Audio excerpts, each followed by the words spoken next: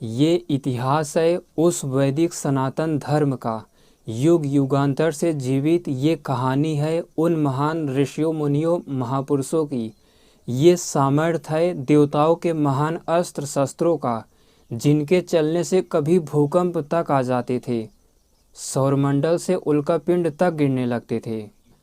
एक योगी अपने शरीर के रूप में, रूप कहते हैं फोटान आदि पार्टिकल को, क्योंकि आप इस वीडियो में जो मुझको देख पा रहे हो, फोटान पार्टिकल मुझसे टकराकर, इस मोबाइल से टकराकर आपकी आंखों तक जा रहा है। तो यही रूप है जो आपके शरीर पर फोटान आदि पार्टिकल गिर रहा है, यही शरीर का रूप है, इसलिए आप देख पा रहे हो। एक योगी इन्हीं सूक्ष्म तत्वों को वश में कर लेता है। जैसे आप मेरे सामने बैठे हो, अगर मैं इन सूक्ष्म पार्टिकल को वश में कर लूं, जिनके द्वारा आप मुझको देख पा रहे हो, तो मैं उन पार्टिकल को यहीं पर अवशोषित कर ले जाऊंगा, आप तक रिफ्लेक्ट होकर जाएगा ही नहीं।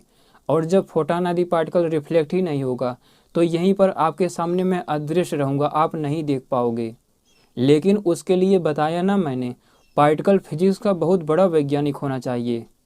ये कोई साधारण सिद्धि नहीं है, अदृश्य हो जाना, स्पेस में छिप जाना। अगर हम स्पेस का जो जाल होता है, जो सूक्ष्म स्ट्रिंग होते हैं, वैदिक रश्मियाँ होती हैं, अगर हम उनको ठीक ठीक जान लेते हैं और ये भी जान लेते हैं कि स्पेस की यूनिट से कैसे हमारा शरीर बना हुआ है, तो भी हम स्पेस के अंदर छिप सकते हैं।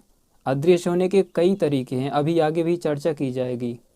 इसी तरह महर्षि भगवान वेद व्यास जी कहते हैं कि जिस प्रकार योगी अदृश्य हो सकता है, उसी प्रकार वो अपने शब्दों को भी अंतर ध्यान कर सकता है। अगर आप अदृश्य हो गए, पार्टिकल आदि स्तर तक आपकी विजय हो गई, उसको जान लिए, अगर उससे अधिक सूक्ष्मता पर आपका अधिकार नहीं है, आपने नहीं जीता है, तो आप जो बोलेंगे सामने वाले सभी सुनेंगे। लेकिन अगर आपका शब्दों पर भी, स्पेस पर भी पूर्ण अधिकार है, तो आप जो भी बोलेंगे, आपकी जो इच्छा होगी वही सुन पाएगा। भले ही सामने कोई सभा लगी हो, जिसको संबोधित करेंगे, बोलना चाहेंगे, वही सुन पाएगा। इसी तरह अगर vacuum energy, dark matter, dark energy यानी वायु तत्व पर आपका विजय है, आपने उसको जीत लिया है, ठीक ठीक जान लिया है, तो आपको कोई स्पर्श भी नहीं कर सकता।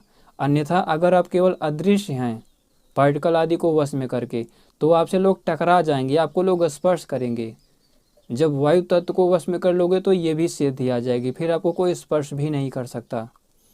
तो ये भी ऋषियों की एक महान सिद्धि है। आपको ये सिद्धि रामायण में भी मिल जाएगी। ये सिद्धि तकनीकों के द्वारा भी संभव है।